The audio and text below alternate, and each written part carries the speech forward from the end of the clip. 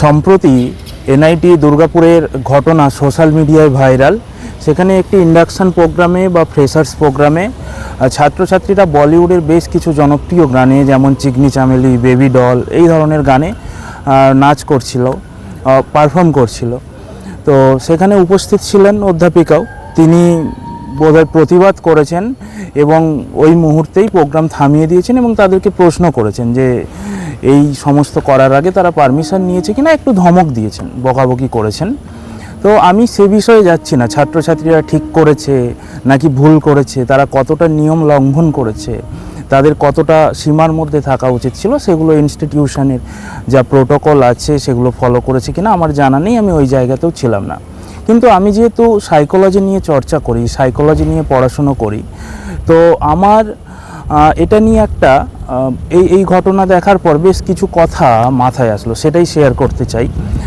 এই প্ল্যাটফর্মে প্রচুর ছাত্রছাত্রী রয়েছেন যারা ভবিষ্যতে শিক্ষক হবেন এবং প্রচুর শিক্ষক শিক্ষিকাও রয়েছেন।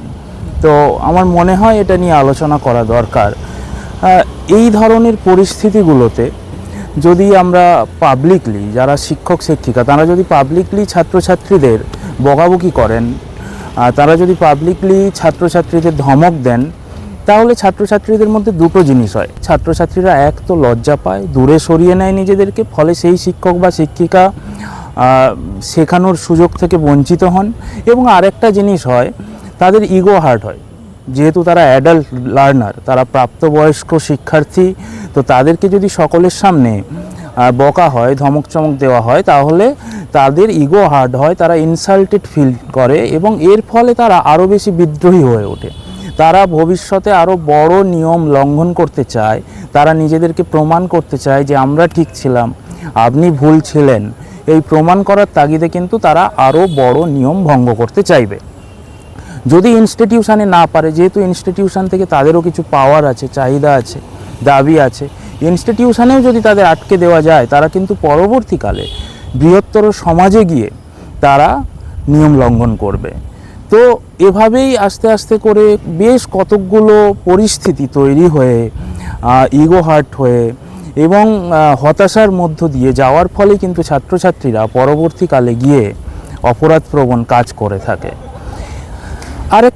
এর একটা অন্য দৃষ্টিভঙ্গি আছে। ওই ছাত্রছাত্রীদের যদি আলাদা করে ডেকে কথা বলা যেত, আলোচনা করা যেত এবং তাদেরকে জিজ্ঞেস করা যেত যে তোমরা যেটা করলে সেটা কি ঠিক করলে, এবং সেই সাপেক্ষে তাদের নির্দিষ্ট কিছু যুক্তি রয়েছে, তারা সেই যুক্তি প্রদান করতো বা সেই যুক্তিগুলো শিক্ষিকার সামনে বা শিক্ষকের সামনে রাখতো। এর ফলে কি হতো, তাদের কথা যদি শোনা হতো, তাদের মধ্যে সেন্স অফ এক্সিস্টেন্স তৈরি হতো, অর্থাৎ তারাও কেউ, তাদের আইডেন্টিটিকেও গুরুত্ব দেওয়া হচ্ছে, তাদেরকে শোনা হচ্ছে। এর ফলে তাদের মধ্যে একটা অস্তিত্ব তৈরি হতো এবং তারা খুব খুশি হতো।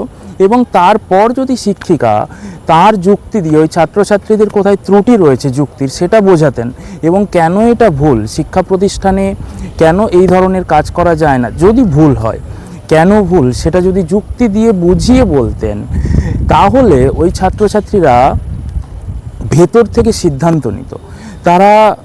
তাদের মধ্যে চেতনা জাগ্রত হতো, তারা বুঝতে পারত হ্যাঁ আমাদের কথাও শোনা হচ্ছে, আমাদের অস্তিত্ব আছে, আমরা একটা জায়গা পাচ্ছি, কিন্তু আমাদের ভুল যেখানে সেখানে ধরিয়ে দিচ্ছেন শিক্ষিকা।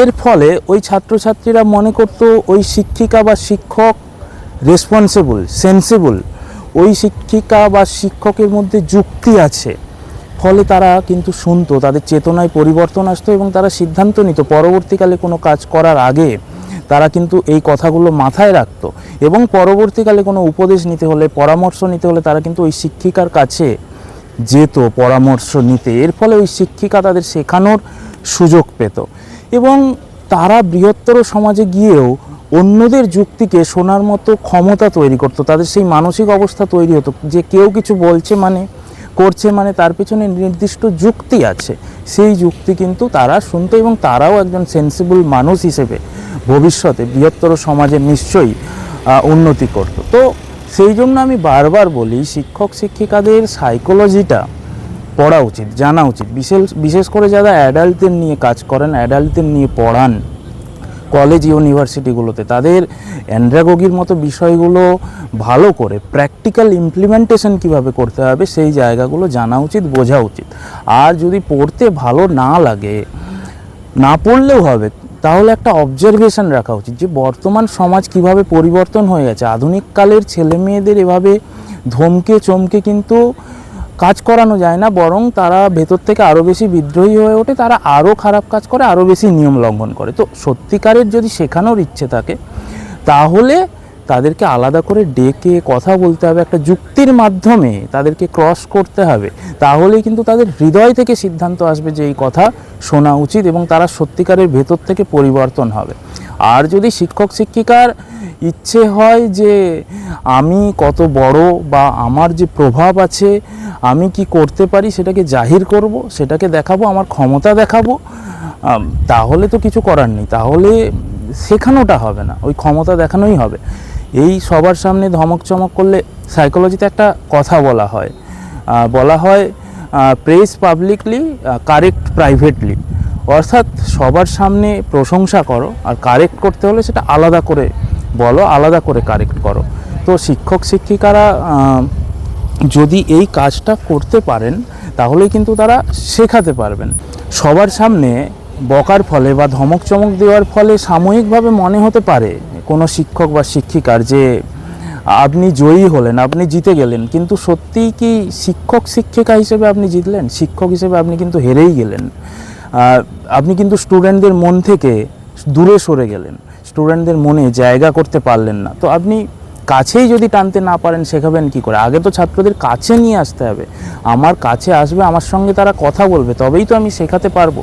কিন্তু আপনি যদি প্রাইভেটলি ডেকে কথা বলেন, তাদের সঙ্গে আলোচনা করেন, ডিসকাশন করেন এবং তার মধ্য দিয়ে শেখান, তাহলে কিন্তু দীর্ঘমেয়াদীভাবে আপনি জিততে পারবেন, আপনি অনেক কিছু জিততে পারবেন। আপনি শিক্ষক হিসেবে জয়ী হবেন, আপনি ছাত্রছাত্রীদের মন জয় করতে পারবেন, ছাত্রছাত্রীরাও আপনাদের প্রতি শ্রদ্ধাশীল হবে।